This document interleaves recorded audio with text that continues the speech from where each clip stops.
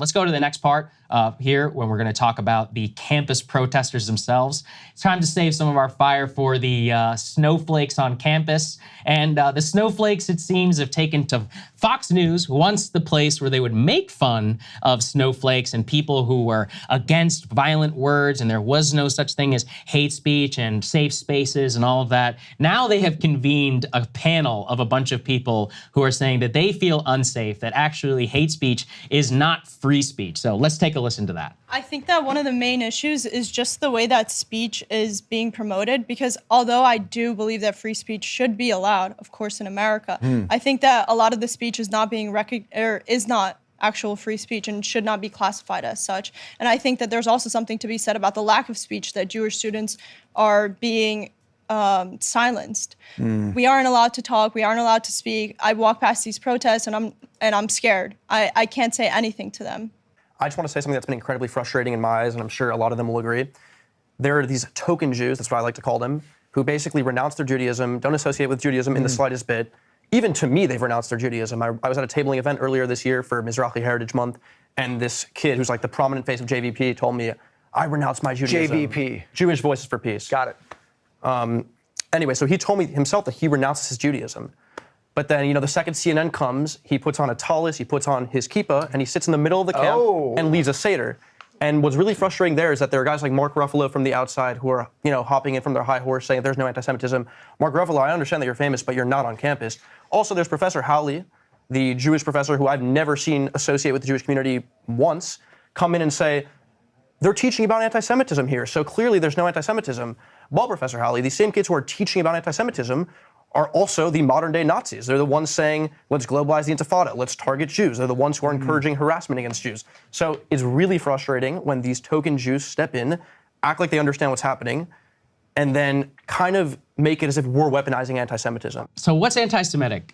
Saying token Jews? Because Jews aren't acting like Jews that you should like. You're basically defining Judaism for everybody else. I would never dream of doing that for somebody who is Indian American or trying to define that for others. And then my personal favorite is that she feels unsafe because she's, quote, she doesn't even try to speak to the protesters whenever she's on her campus. And apparently that means that hate speech is actually not free speech. I mean, we're right back to where we started. This is war on terror crap. You know, this might as well be Fox News in 2002.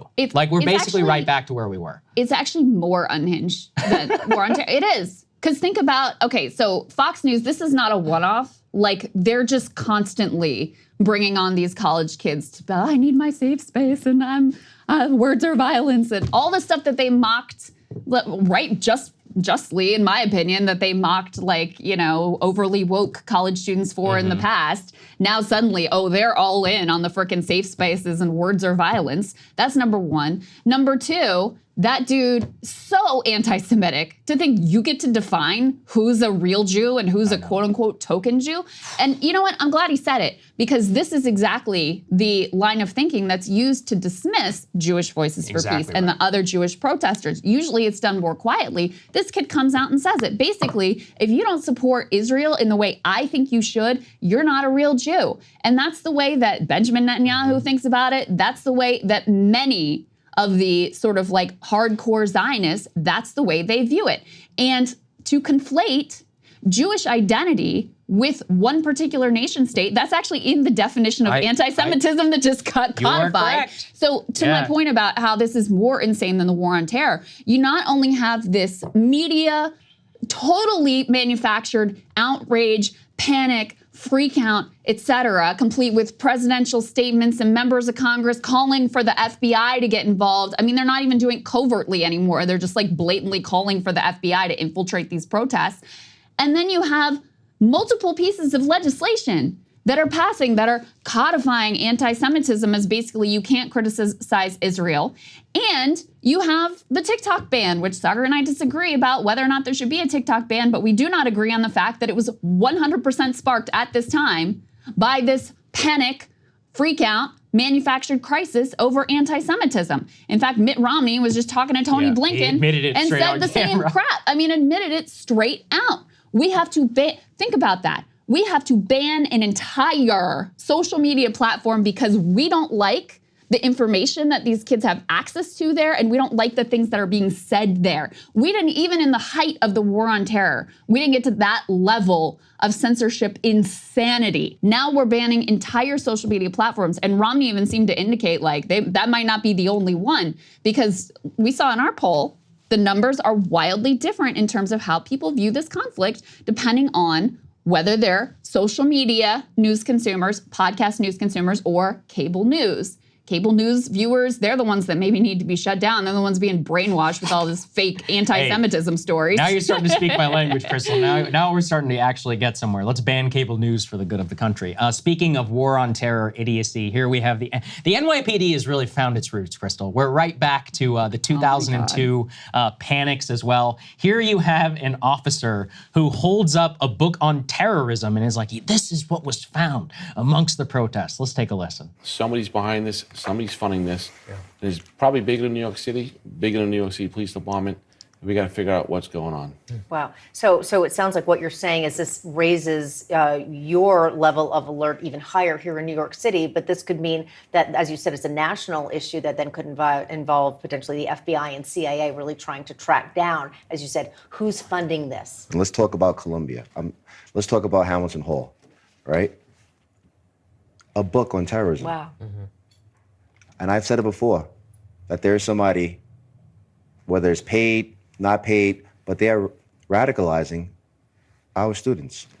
Krystal, as a recipient of a national security master's degree from Georgetown, I hope the FBI never raids my house, because I have a lot more incendiary shit than that. Do you know why? Because that's what we studied in school. The school is called Terrorism, A Very Short Introduction by Charles Townsend. The book is, quote, a very short series introduction from the Oxford University Press that contains hundreds of titles in every subject area. And as they put it here, discusses the emergence of ISIS and an upsurge in individual suicide action, explores the issues involved in a proportionate response to the threat they present, particularly by liberal democratic societies. This is basic. You know why the book was probably there? Because somebody was studying for school. For their finals, which are going on exam. like right now. It's like, we can, have what is happening here? That is quite, for those who are too young, and there's a decent chunk of our audience who was actually too young to remember what a lot of this like. This, as I was coming of age, like beginning to watch the news,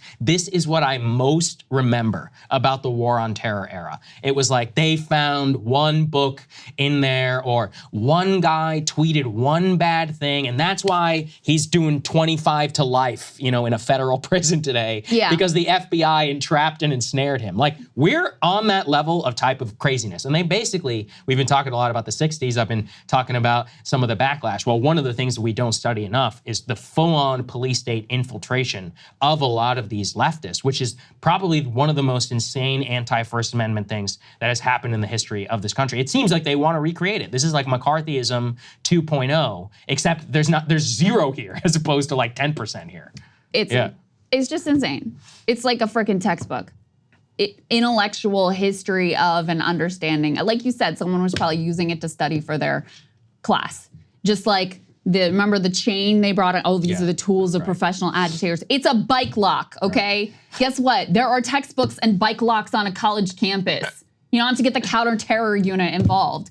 And I am losing my mind over this, because it actually reminded me of, at the beginning of this whole post-October 7th conversation, remember when the Bin Laden letter was going viral on TikTok, and there was a whole thing about that too, like, God forbid that people read some like relevant historical document and have a different idea about, like, it was that level of panic, but this is even more insane because it's literally one book found in one place.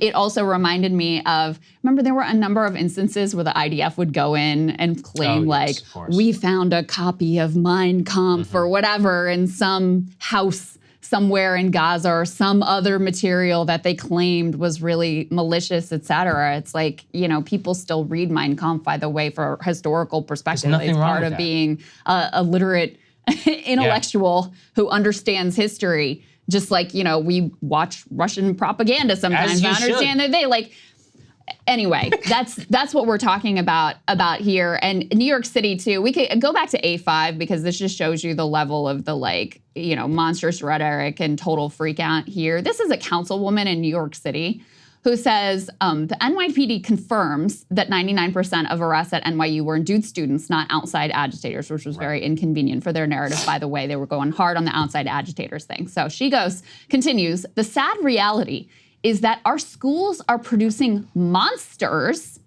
and it's now our job to slay them. Simple as that. Producing monsters, and it's now our job to slay them.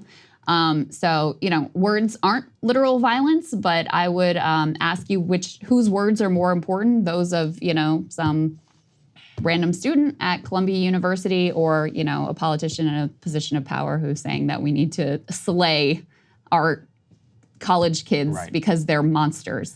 It's just, and based again on some terrorism textbook or a bike lock or whatever that was found. And finally, in terms of our War on Terror series, here we have Alan Dershowitz back. He's fully back this time, guys. He has now started a new organization to launch, quote, massive offensive lawfare against anybody who they deem being anti-Semitic. Here's what he had to say. We are going to be engaging in massive defensive and offensive lawfare against bigots, anti-Semites, and potential violent terrorists. We're going to take many, many kinds of legal actions. We're starting a group called Heard a Jew, We Sue You, in which if you send us the name of a Jewish kid, it could be a Christian Zionist too, who was hurt by one of these bigots, we will sue them, and we will get their dorm rooms taken away, and we will take their cars and their boom boxes, and we'll bankrupt them. We will do whatever is necessary under the law in order to bring these lawsuits, bring them successfully, and deter October 7th. Remember, there are people out there who have promised they will bring 10,000 October 7th. That's genocide. 10,000 October 7th is the end of the Jewish people. That's genocide. That's Hitler. In a sign that it is definitely 2002, Alan still thinks that young people have boomboxes, Krystal. Apparently. I'm glad that Jeffrey Epstein's close associate has weighed into the conversation here. Very telling moment when he says, if you're a Jew who's been hurt by one of these bigots, oh, by the way, Christian Zionists would be fine too. Because guess what? I could refer you to some Jews who were hurt by, aggressive agitators at UCLA, but they're not Zionists, so you don't care. You don't care about those particular Jewish people. You probably think that, dude that they interviewed on Fox News, they're quote unquote token Jews, because they aren't Zionists. And so in your mind, they don't count. And listen, I don't even know what to say about this, but the idea of aggressively weaponizing the law against college students for, your own political purposes and just that you feel open to admit that out loud is pretty disgusting, not to mention his own questionable past. Yeah, good point. Last thing that we had to put in here. Actually, I'm curious what you think about this. We'll put this up there on the screen.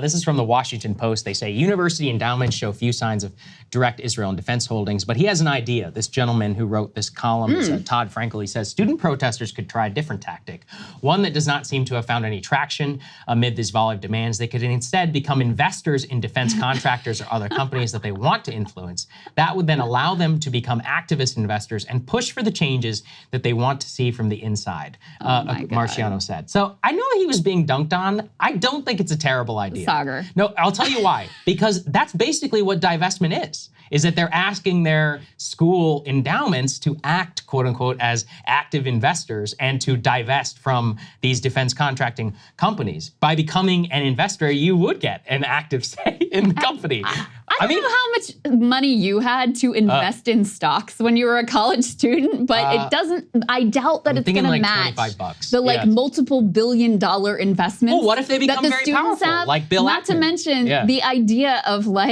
we're going to, instead of divestment, we're actually going to invest. We're going to bolster the stock of Lockheed Martin or Boeing or whatever. Well, not a bad investment. It's the most neoliberal idea I have ever heard of, not to mention being one of the stupidest ideas I've ever heard of. Because again, we're not talking about Bill Ackman here. We're talking about Susie who can barely afford her meal plan or like is struggling to be. I'm looking up the market cap. Yeah, so market cap of Lockheed Martin is 110 billion. I'm sure they'll be able it's to gonna really, be a little difficult to get. They'll be able to there. really make a dent. They'll be able with their activist investing to, you know, make sure that Lockheed Martin does their bidding. Just the most. Raytheon's market cap is 134 billion. It's one thing for someone to have a stupid idea, okay. But then for the Washington Post to publish this is like, hey, here's something to think about. Why don't you just like throw your weight around in the stock market and see how that works out instead of having all this disruption, which is so uncomfortable. Why don't you just play with money like all the people on Wall Street? I'll defend the students there in that because their universities have become hedge funds, you know, pressuring your hedge funds with actual power to make an investment. It's not a bad idea. Yeah. Part of the thing is that, for example, in Texas and a couple of other states, they've actually passed laws that either force or will go after companies that invest in ESG. And one of the reasons that they're able to throw their weight around is not through the state's banks, it's through the endowments, like for the University of Texas or the University of Texas A&M and Love. I think it's Texas Tech as well. Now, by the way, I don't think any of these endowments should even exist, period. But if they are going to exist, you might as well pressure them in order to do something. It does show, I mean, that is part of what these students have exposed is the way that these universities are like hedge funds first. It's true. Before educational institutions. Been trying to say you have this. to ask yourself, because there are a few places that have said, okay, not even, some of them it wasn't even we'll divest. It was we'll have a vote on it. And guess what? The students were like, okay, that's sufficient. We'll accept that. And we'll, you know, we'll dismantle our protests, whatever. You don't have to call in the cops. You just have to actually negotiate in good faith with them. And there are a few places that took steps towards divestment. Because you have to ask yourself, like, you know, with Columbia University, I'm sure this president of Columbia is not enjoying this. Why are these investments in Lockheed Martin or whatever, like, why are they so dear to you that that's completely off the table to even consider, especially when you consider the fact there was a vote at Columbia Barnard and the students are overwhelmingly in favor of divestment. So student body is overwhelmingly in favor of it. The faculty is overwhelmingly in favor of it. So it's not like you're capitulating to this very small sliver minority demand. It's like very broadly supported.